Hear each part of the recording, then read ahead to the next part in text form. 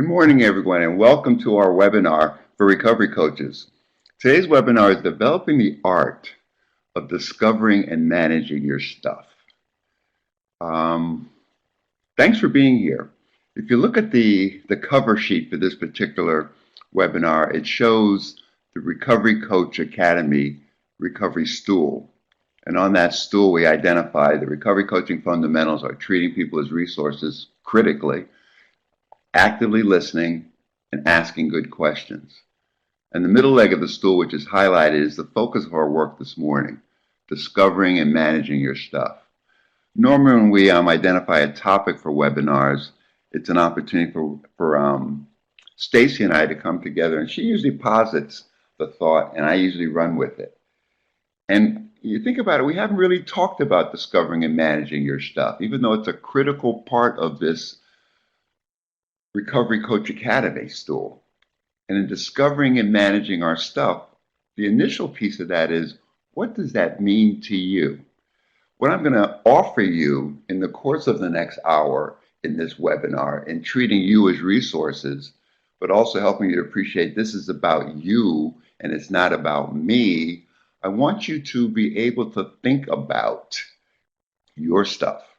And in thinking about your stuff, please think about it in the context of the science with quotation marks around it that I've developed over the 38 odd years that I've been doing the work of helping others, and especially over the last probably 15 years or so since my own practice has evolved into an opportunity to share what I've learned. And the science for me is a science of identifying, okay, what tools do I use in order to be aware of my stuff, in some levels to uncover my stuff, and most importantly, to manage my stuff as I'm working with others. So with that in mind, please think about, I'm offering you a peek at me developing my art of discovering and managing my stuff. And hopefully this offers you an opportunity to take a peek at your own science, which hopefully you will develop into your own art of discovering and managing your own stuff. Does that make sense?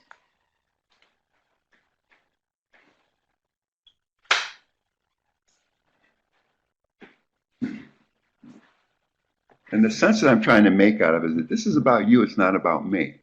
So as we move forward, please feel free to make comments. The comments that you make will be comments that I'll embrace as they show up, but clearly I'll move along as we talk, as we explore this very powerful topic. So in discovering and managing your stuff, for me, the webinar learning questions, for many of you, these may look like webinar learning objectives. The first piece of that is, what is your stuff? Anybody want to take a shot at that? What is your stuff? We've been talking about discovering and managing your stuff in the context of Recovery Coach Academy, and that middle leg of the stool has always verbalized discovering and managing your stuff.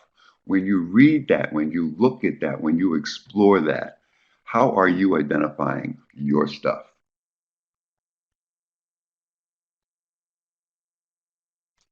Phil says, my perspective of whatever situation or landscape I'm viewing, my bias in the way I view things, my biases. What might be some of the biases? What might be some of the views that you may have as you are coaching recovery? Or as Phil's perspective, as you are in your situation or viewing what you're viewing that's in front of you.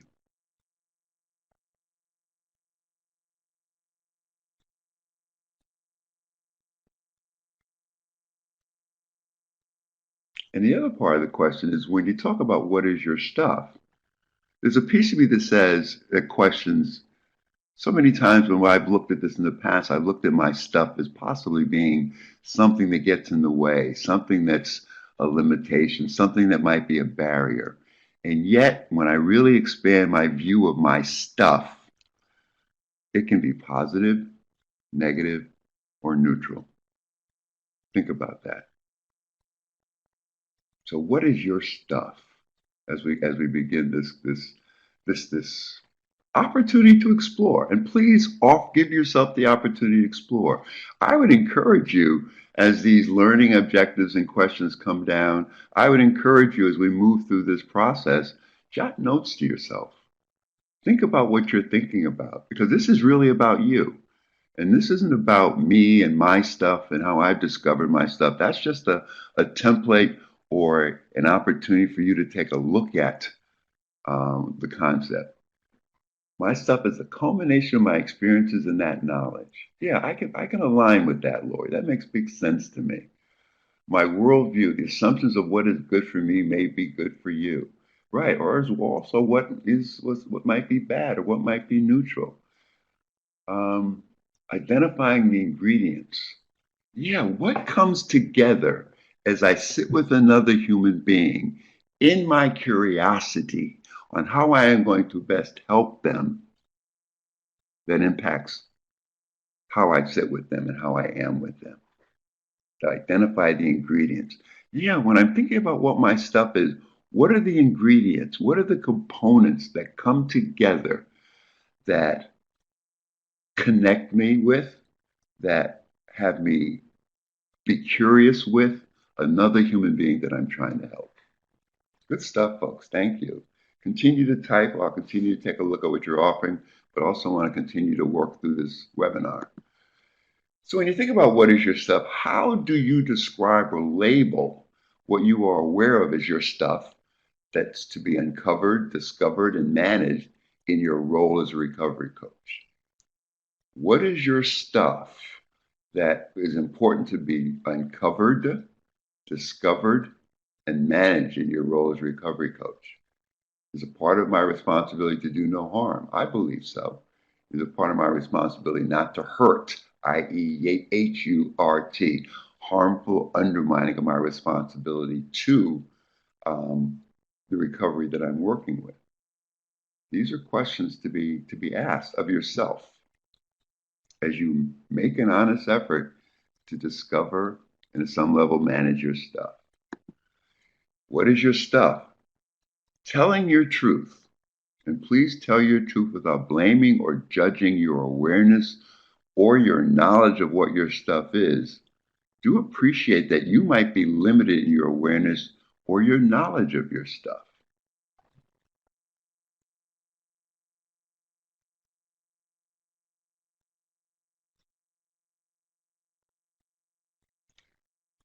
Donna writes, hello, Art. My stuff recently has been my negative feelings regarding the level of empathy towards consumers. I am often distracted by the healthcare providers and hamper my ability to be thorough or give the care that I feel vital. Wow. So in describing your stuff, Fiona, are you saying that you are limited by what you perceive to be negative feelings, that you might be giving too much power to healthcare providers that you feel that are hampering your ability to take care of what you need to take care of? And if that's some of your stuff, how is that stuff impacting your ability to truly provide care in a relationship with others that may not allow the care to be what you want it to be?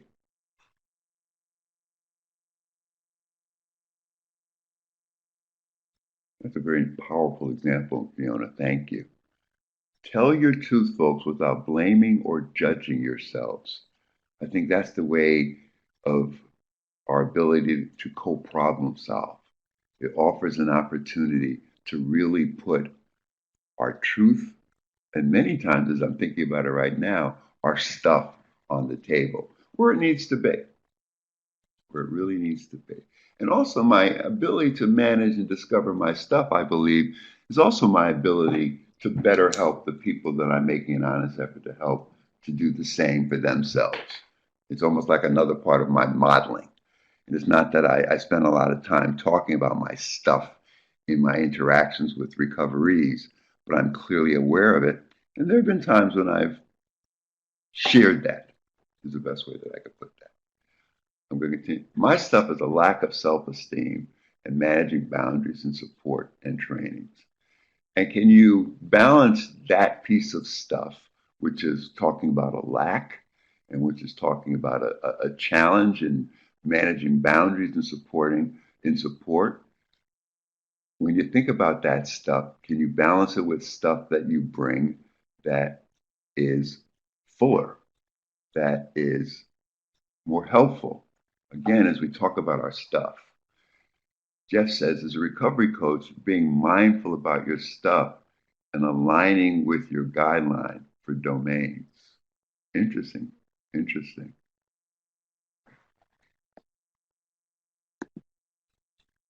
This is one of my favorite diagrams, and I think there are people who say, well, all my diagrams are favorite diagrams. But again, folks, as I think about what I need to think about, this came up, and what it really talks about is an opportunity to look at the total of our knowledge. And here it is talking about things. When you look at the pie, if you look at that blue piece that starts at the top, it says awareness. Our awareness has two pieces to it. It's that red piece of the pie that says things you realize you don't know. And our awareness are also things you realize you know. And look at how slim that piece of the pie is. Yeah, we don't know what we don't know. And this is a part of the call for humility as we do this work. It's about being wide open to an opportunity to gain some knowledge and some wisdom. And at some level, not working hard not to hold on to our stuff, which may put a block to that. So when I think about this, think about the sliver of the pie, the things you realize you know, how slim that is. And then the sliver of the pie, the things you realize you don't know. And that's a good chunk of the pie. It's almost a quarter.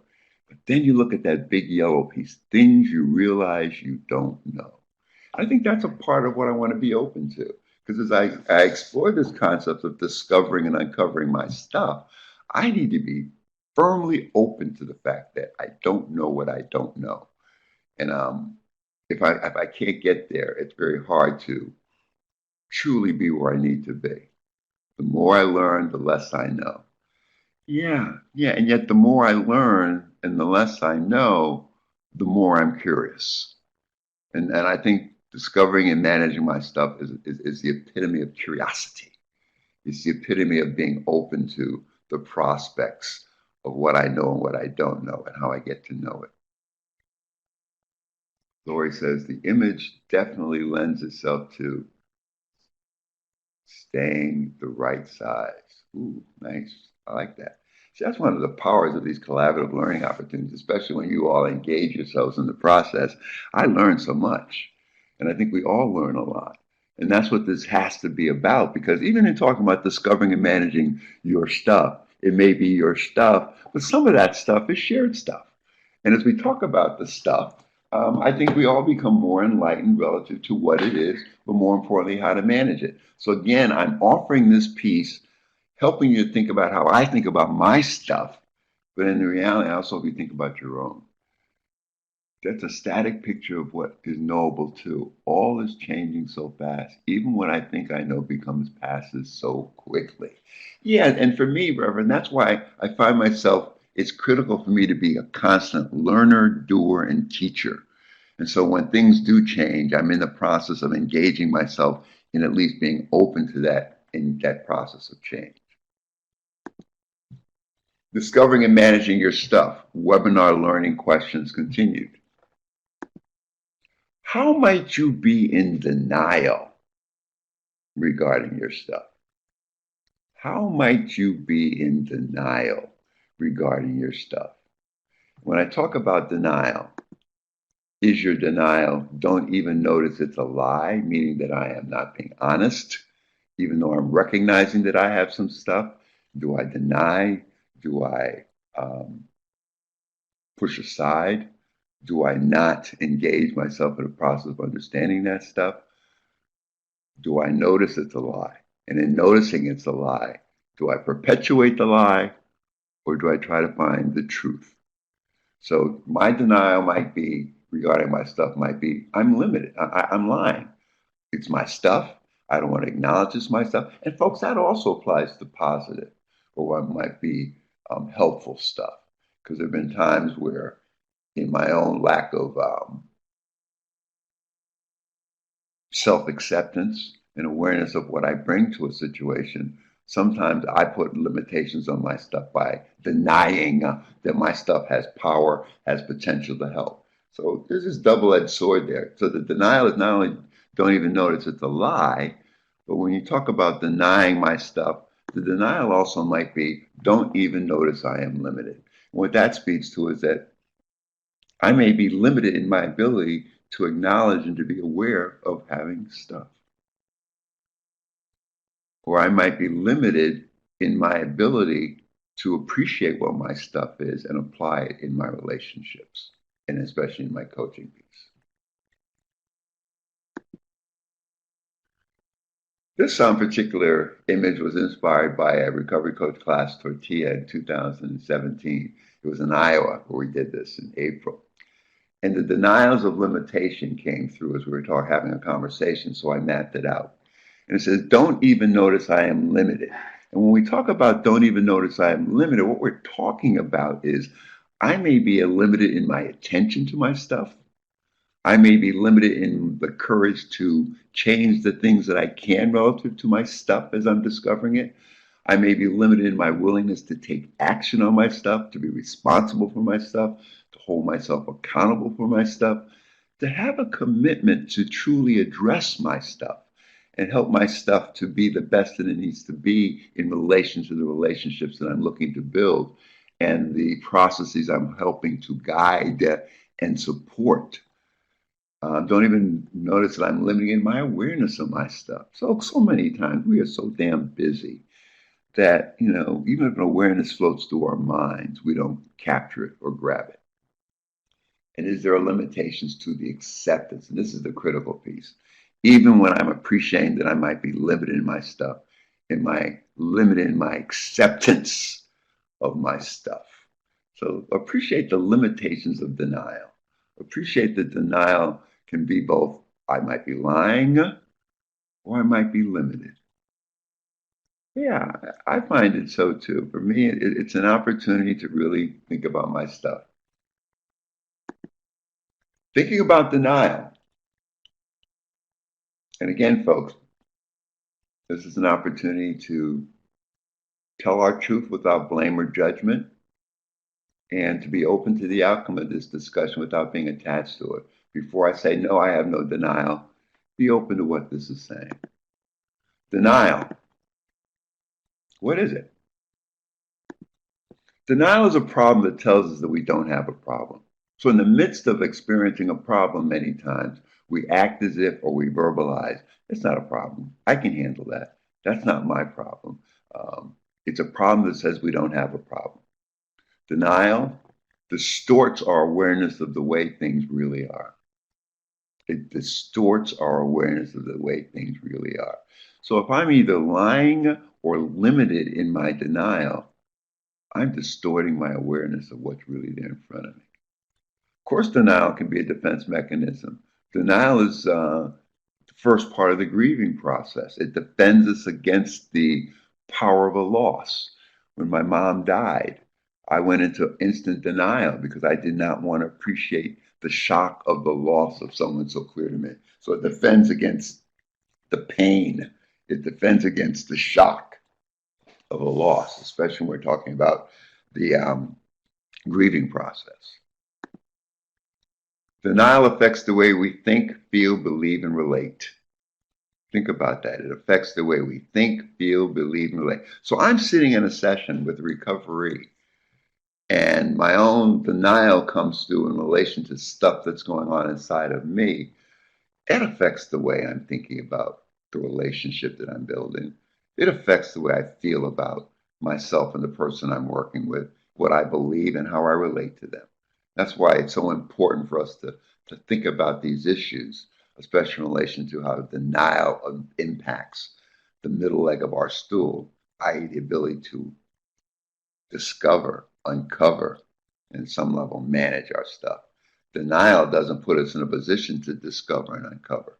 It puts us in a position of just moving along and affects the way we think and feel critically.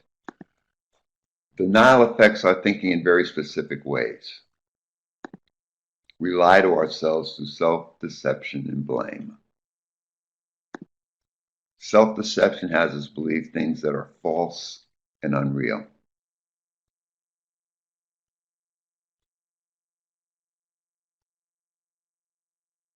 Thank you, Ben. Thank you, Ben. Blame insists that we find fault with people, places, and things. So part of my stuff is I deceive myself into believing things that are not real, things that are false. And part of that self-deception and denial, and particularly, it puts me in a position where I blame people, places, and things for my situations. Denial can be a coping mechanism of past adverse experiences. Clearly, it can, John.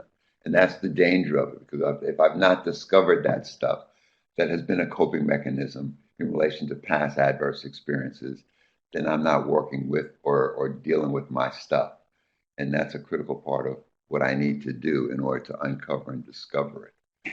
Blame insists that we find fault with people, places, and things. So denial affects how we think. And in affecting how we think, it also affects how we feel, how we believe, what we believe, and how we relate to others. And I truly don't want denial sitting in the middle of that relationship that I'm looking to build with recoveries. The question is, are denial and delusion part of the same family? What do you think? What do you think, Jeff? When you think about denial and you understand how you understand denial, and you think about delusion, are they the same? Not something I've thought a whole lot about, but think about that. Love the questions. Is self-awareness the opposite of denial?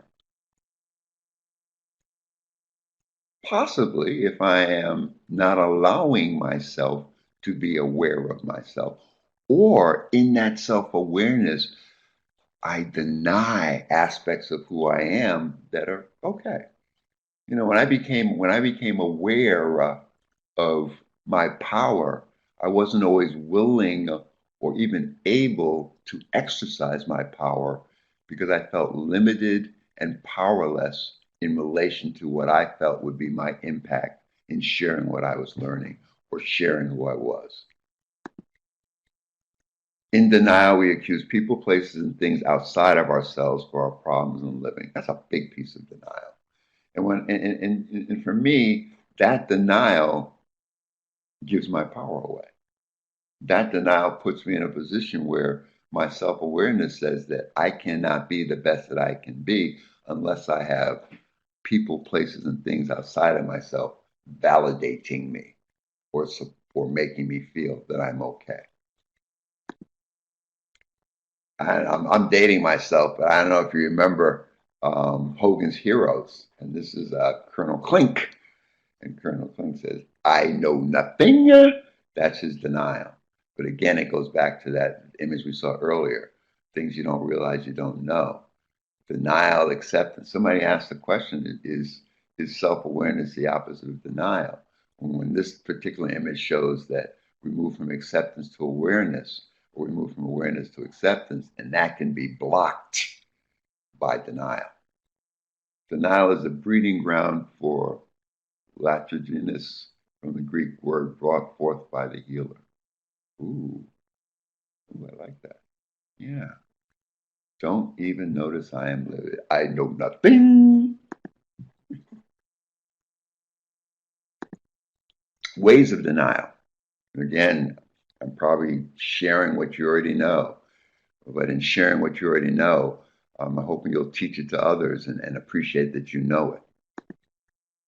Ways of denial. And again, as you think about your stuff, as you think about the potentialities or the potential denials that you may or may not have, are any of these included?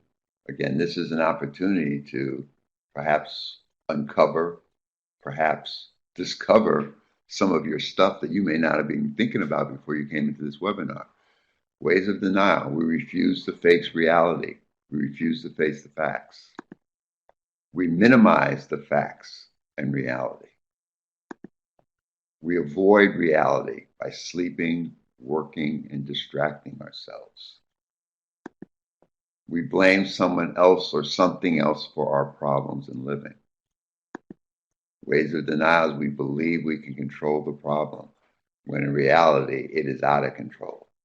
When in reality, we have no control. Procrastination is a way of denial, of avoiding reality as well. And how many of us identify ourselves as being master procrastinators? Ways of denial are rationalizing, making excuses and reasons for the problem. Ways of denial are exaggerating someone else's behavior to make our own behavior seem normal or acceptable. I did a lot of that in my active drinking. And when I think about that, I have to be careful not to look at someone else's behavior as being out of place or as being the lack of a norm in order to make my behavior better.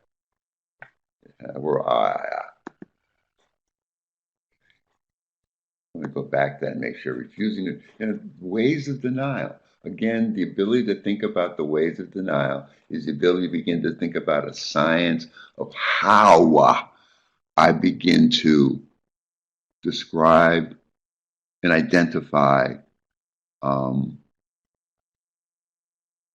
of my stuff. And I'm using denial right up front because I think that's the biggest place where we can be in a position where denial happens. Again, we go back to that diagram. On the left-hand side, relative to our awareness, denial distorts your awareness of the way things really are.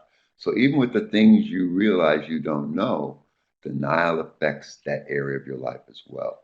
Things you realize you don't know, you may think you know. And things you realize you don't know, you may think you don't need to know. I mean, it just goes on and on and on. When you realize the things you don't know, denial is a problem that tells you that you don't have a problem. Denial affects the way you think, feel, behave, and relate, as we said earlier. So again, denial is a very powerful concept to be thought about as we uncover and discover and become curious and about our stuff and how our stuff is affecting the relationships we're looking to build. Many times in my own recovery process, and I just yesterday I heard someone talking about the wall that they built up in active addiction. I think at some level we can all identify with that. This is one, again, it's a powerful image that I created years ago as I was having discussions with people I was making an honest effort to help about denial and the concept of who they are and how they are in the world. And so we talked about building a wall of denial. And I tried to get to help people.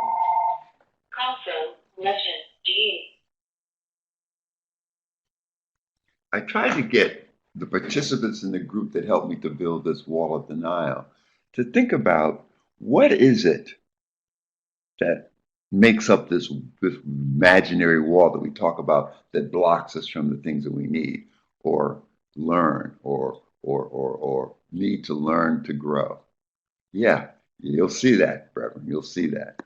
So when you think about the building a wall of denial, denial creates a way of thinking, believing, and living that causes us to defend and justify our right to cling to our attachments, our addictions, our actions, and our attitudes, even though these attachments, addictions, actions, and attitudes may be hurting us or others.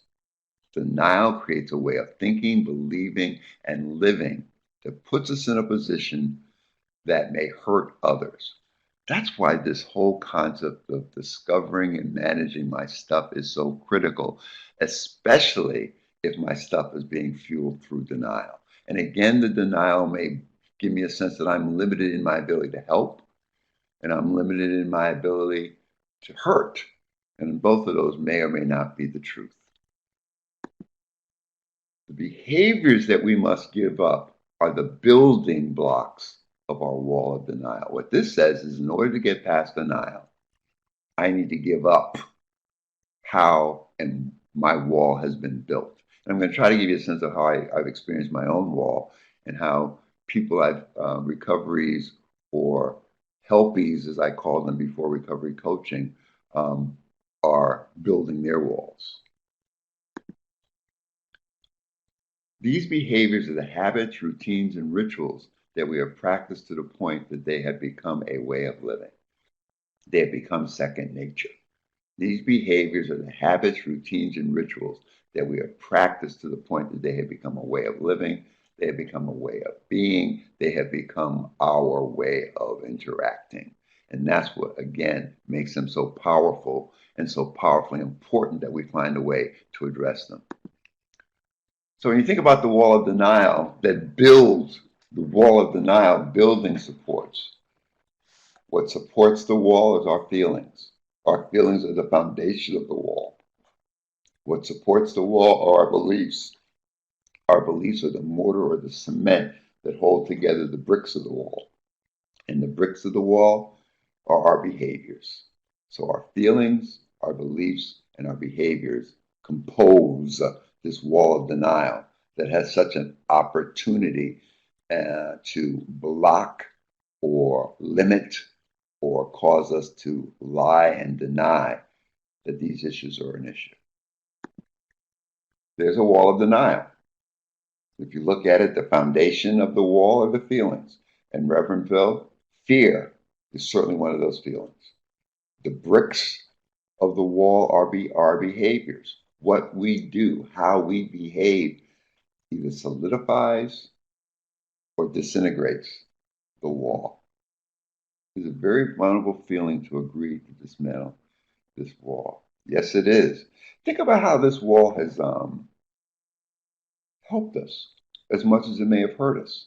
Again, I put up that wall of denial when my mom died to protect me from the shock of the loss.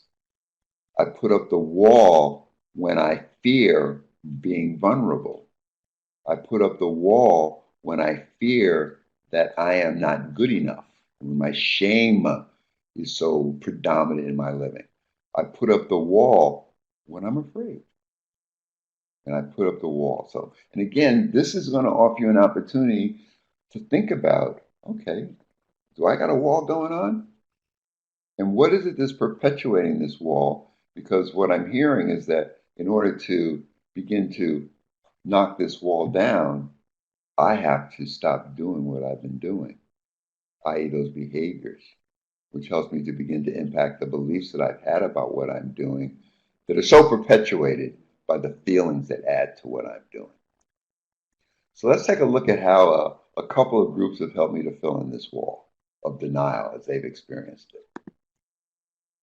When you look at the mortar or the beliefs that sustain or support the wall of denial, start at the top. The mortars, the beliefs that sustain the wall are people should act the way I think is right. I'm responsible for making everyone else happy. I must be in control. Threatening situations have to keep me worried. Bad experiences in my childhood still have control in my life. People must love and approve of me. Self-discipline is too hard to achieve. Making mistakes is terrible. People should be condemned for their wrongdoings. My emotions can't be controlled. Whew. What a belief system. And what a belief system to take into a hopefully honest and open relationship with another person. I'm pretty sure you can, Phil. But think about that. This is what keeps this wall together, our beliefs. And again, in order to stop getting what we've been getting, we have to let go of these beliefs or transform these beliefs. Let's take a look at what the building block of this wall relative to the bricks, i.e. the behaviors that sustain or support the wall. I manipulate, I violate, and I disrespect. I attack and I reject. I defend. I stuff feelings. I obsess. I isolate, i.e. I disconnect. I avoid or I escape. I blame. I control. I deny. I caretake. I people please. I react. I lie. And many times I might be dishonest. Those are the behaviors that support the wall of denial. And are any of those behaviors going on in my own self as I'm practicing my important work of coaching recovery? And again, folks, it's not about being a bad thing. It's about being a discoverable thing. It's about being a thing that we can be curious about. Yeah, so many negative terms on one page, but appreciate what we're talking about. We're talking about a concept, a wall that blocks our ability to grow and learn. So, of course, it's full of negative. And the foundation of this wall are my feelings. And those feelings have already, a couple have already been posited. Fear, anger, false pride, pain, shame, guilt, inadequacy, low self-esteem, depression, anxiety, envy, self-pity, loneliness, vulnerability, I don't care, and confusion. And those are just a few. This is the challenge of functioning functionally in dysfunction. Living with these feelings, not acting on these feelings and behaving on these feelings in a way that limits my ability to make connections with other people or even to help other people.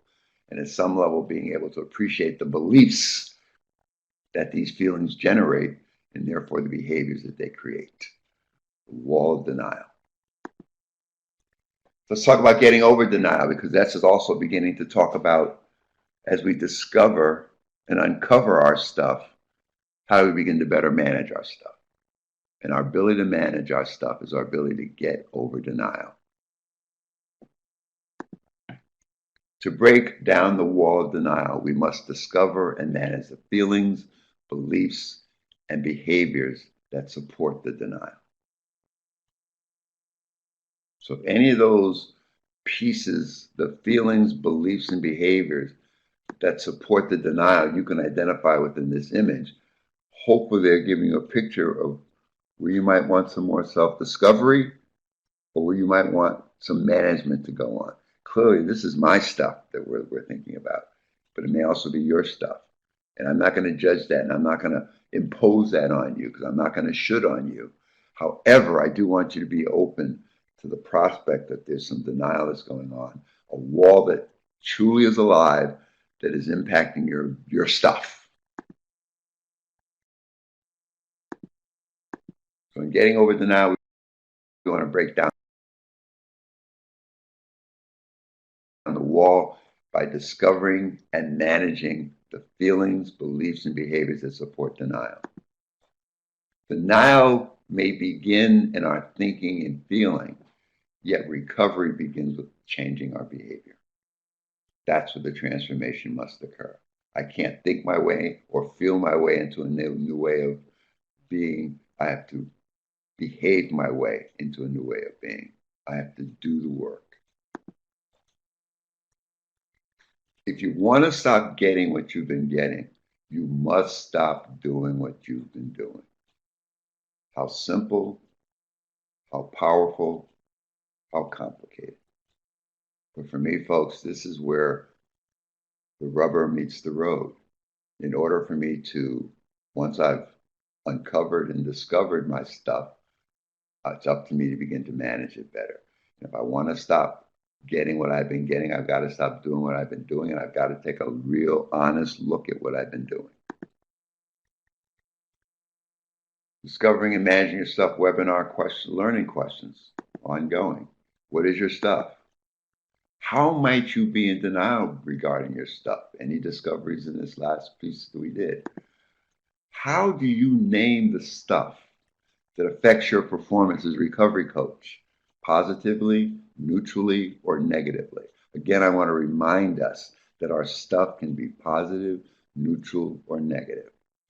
And in all cases has the opportunity to enhance or take away from building relationships that work. How do you address your stuff that might be having a negative or unhelpful effect? And how do you manage your stuff? That's what this is about. Folks, if I'm going to actively listen, if I'm going to ask good questions, if I'm truly going to treat people as resources, if I'm going to truly buy into the fundamentals of coaching recovery, I must discover and manage myself. It's an ongoing curiosity for me. I can feel it sometimes and my stuff is getting in the way. And then there are times when my stuff is so solidly entrenched in me that that feeling does not happen. It doesn't come up. Okay, this is an opportunity to think about beyond the denial stuff, to think about God's stuff. And again, I'm offering in the context of what I've looked in the past that this is also a way to think about managing my stress. So much of, oh gosh, discovering and managing my stuff is also discovering and managing my stress. And I've got to call it for what it is. So when you think about your stuff, do you have stuff relative to your sense of your own personal power? What that speaks to is how confident are you in your ability to meet any and all challenges in coaching and living recovery? Are you in complete control, fully confident, or are you helpless, depressed, insecure, doubting, or powerless? Appreciate, folks. This is a continuum, but it's a continuum that speaks to your personal power. How powerful are you feeling in relation to being confident in your ability to meet challenges as they come up? Is that some of your stuff? Is your personal power powerful, or is your personal power experiences you as being powerless or powerlessening? Another way to look at it, your stuff might be in the area of being adaptable. How well do you shift direction and try different ways to meet challenges? Are you flexible, accepting, committed to learning? Or is your stuff that you're rigid, unwilling to change or grow, or uncommitted to learning? Folks, I've really come to the place where if a person doesn't have a commitment to learning, I am really challenged to be able to help them. But that also has to be true for myself. And there's an ongoing process of learning about who I am and how I am as I offer the support and the care that I offer. And so this piece about the adaptability really speaks to my flexibility versus my rigidness. Is my stuff that I'm flexible and open and accepting, or is my stuff that I'm rigid, unwilling to change or grow, just being what I've been? Talking about your stuff. I've accepted confidence is coming to understand that I'm a child of God, and humility is accepting that so is everywhere for you being. I like that. I like that. I found that accepting my humanness allows me to accept the humanness in others. I agree. My humanity is humanity shared. Think about situation mastery. How well do you take care of your life situations with patience, reasonable expectations, pacing, and setting priorities? Are you able and willing to practice care in all areas of your living? Or are you constantly trying to change people, places, and things that you cannot control or change? Folks, this is my experience early in my efforts to help. I wanted to change people, and I felt that the most powerful thing that I brought was the ability to control or change what I had no opportunity to control or change. The real challenge here is to be patient, have reasonable expectations, pace myself, and set priorities. Am I willing to do that? Or am I trying to change the unchangeable? Is that my stuff?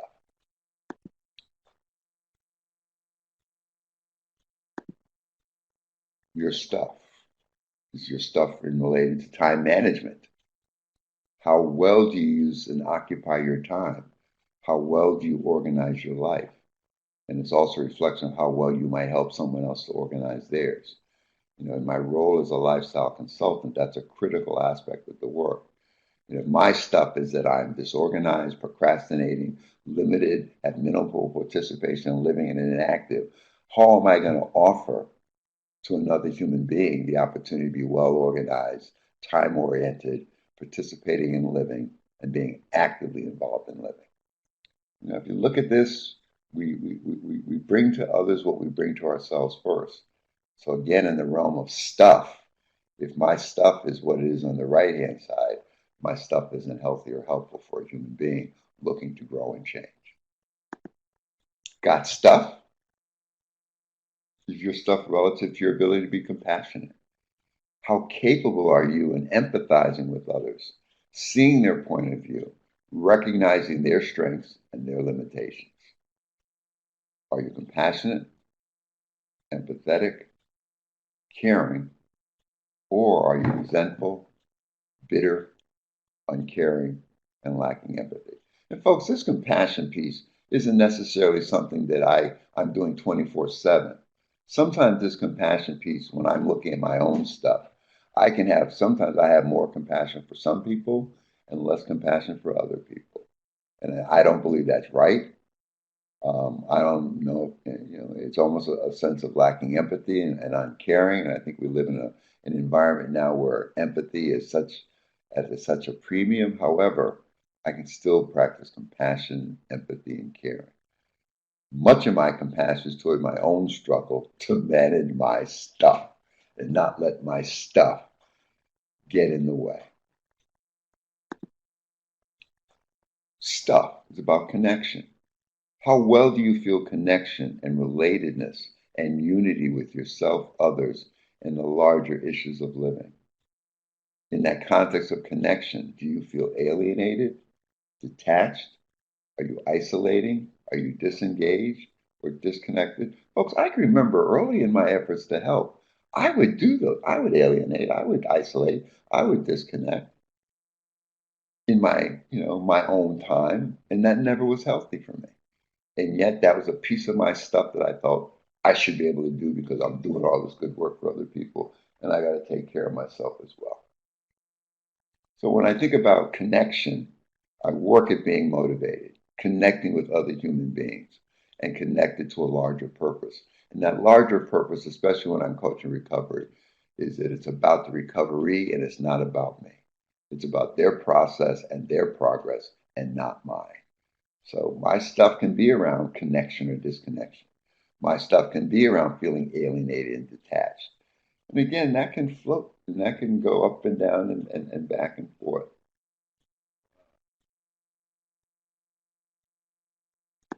Got stuff? Is your stuff in the realm of expression and self-expression? Are you open to expressing yourself and willing to be vulnerable and intimate? Remember, intimacy is into me, you see. What is your willingness to be vulnerable and intimate in expressing yourself? So there's a terrible typo. Or are you internalizing and protecting feelings and keeping feelings hidden into yourself? The expression piece speaks to how well do you express your feelings and share intimately with others? How well do your feelings and your behaviors match? There goes back again to knocking down that wall, addressing the feelings and the behaviors that keep that wall alive. But in this particular piece, the wall is really being built if I am internalizing and protecting my feelings. And this can come up at any time. This could come up at any time. This could be a major part of my stuff. Be aware of the here, take my advice. I'm not. I like that interaction. Yeah, be aware of that. Take my advice says that I'm the captain of the ship. Take my advice says that I know better than you know. Take my advice says that you need to take heed to what I have to say. And again, that's my stuff. That's not helpful. That's not treating a human being as a resource that they deserve to be treated as. The world is divided. Your problems and mine. Willingness is the key. Do more that makes your soul shine. Yeah, it is so much about soul for me. Strengths, overcoming, unmanageability, and limitation. That's how I think about soul. S, strengths. O, overcoming. U, unmanageability, and limitation. My stuff can take the form of the unmanageability of my life that might come into my efforts to help myself and others, as well as the limitations that presents for me. And many times, self expression tends to be a very difficult one, especially in a world where we're all trying to figure out how do we functioning into dysfunction, i.e., the fear and the pain of the world. And folks, it's not easy to live through the dysfunction. And so I think that the discussion or the conversations about discovering and managing our stuff are critical because I want you to keep in the forefront of your minds that as a result of the environments that I'm in, I may be affected. I may be being affected by stuff that I thought that I had some level in the past have overcome. Show up. Speak your truth. Pay attention to what's heart and meaning for you. And be open to the outcome and not attach the outcome. Yeah. I think we put the fun and functional by functioning as well as we can and appreciating that we are doing the best we can. This piece offers you an introduction of how I think about discovering and managing my stuff in the context of what, again, if you've been around me long enough, the fourfold way of living. Fourfold Way of Living by Andres Arian. Walking the paths of the warrior, healer, teacher, and visionary. One of my favorite teachers, Andres Arian. Got stuff? Relative to the way of the leader, how well do you show up and choose to be present to access your power, your presence, and your communication? I am present. I am communicating. I am willing to take a stand. I am embracing my power. Or I am rebellious. I'm hiding or holding back. I'm working behind the scenes. I'm riding the coattails of powerful people. How do you lead? Or do you lead? The right-hand side speaks to non-leadership. It really speaks to the dark side of leadership, where we feel that we are leaders as a result of hiding, holding back, and riding the coattails of more powerful people.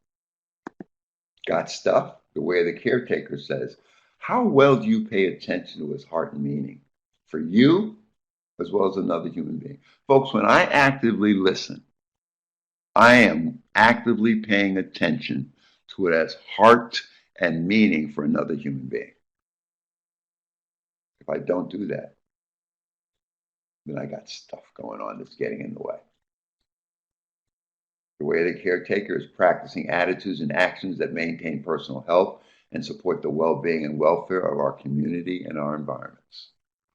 Or the flip side of the way of the caretaker is the four addictions. And the four addictions are addiction to intensity, the addiction to perfection, the addiction to the need to know, and the addiction to what is not working rather than what is working. Be careful. I think some of my stuff still embraces the dark side of the way of the caretaker. The way of the caretaker is really the way to love. And many of us have sought love through our addictions.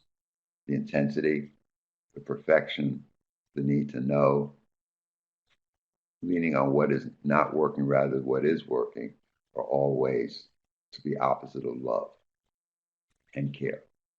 Is that my stuff? Is some of my addiction or some of my addictive behaviors or attitudes or feelings still left over in the context of what this is identifying? We talked earlier about many of us still struggle with perfection. Am I addicted to intensity? Am I addicted to needing to know?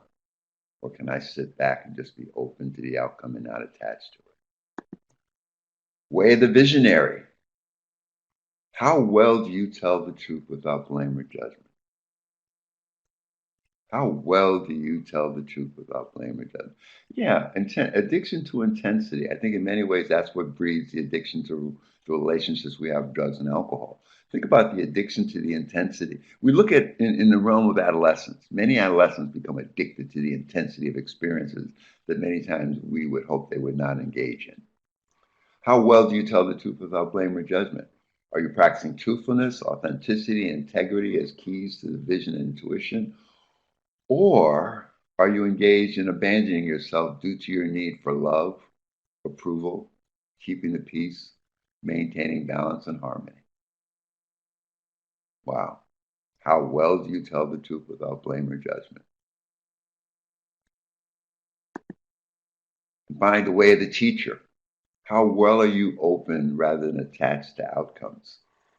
Are you affected by the 6 categories of loss? The loss of attachments, the loss of your turf, the loss of structure, the loss of future, the loss of meaning, the loss of control, which is such a part of the process of addiction, the process of losing self? Or are you seeking wisdom and objectivity through communication and information, learning how to trust and be comfortable with states of not knowing? I like that concept. How comfortable am I with states of not knowing, especially when I'm sitting across from a recovery and I have no clue on what they're thinking and how they're thinking, but want so desperately to know sometimes. Got stuff? Your stuff might be in the realm of culture shock. Just continue to help us to think about cultural responsiveness. For example, what are my initial attitudes when I am confronted with cultural differences? Is my initial attitude on the left-hand side in the green openness, acceptance, and trust? Or are my initial attitudes suspicion, fear, and prejudice? When you look at the cultural differences, what are the reactions that are inevitable to cross-cultural encounters? Cross-cultural encounters speak to cultural differences. We're not all alike. So many times when we have these cross-cultural encounters, we experience frustration, confusion, tension, and embarrassment. Those aren't bad things. We make them bad as a result of how we choose to deal with them. That's where the choices come in. The coping strategies that are helpful are we observe, we listen, and we inquire. That's so much like the 3 legs of the stool: observe, listen, and inquire. Or we react. And in reacting, we criticize, we rationalize, and we withdraw. And the results of the coping strategies of listening, observing, and inquiring is we build rapport and understanding. And the results of the reactive responses, where we criticize, rationalize, and withdraw, are alienation and isolation. So again, folks, got stuff here. How well do you manage cultural differences? How well are you aware of and open to what differences are in our cultures with each other? Closing thoughts, comments, and questions. Thank you so much for being here. Any closing thoughts that anyone might have? We got about a minute. I appreciate the feedback. Again, these are opportunities for collaborative learning, I would hope. And again, I'm sharing what I've learned, and in no way am endorsing this is the only way to think about these things, but I'm hoping it provides you with a framework to think about how you might think about discovering and managing your stuff. I've got some people typing. Good webinar. You can consult with Stacy relative to the slides. Oh, I appreciate your time as well, Jeff.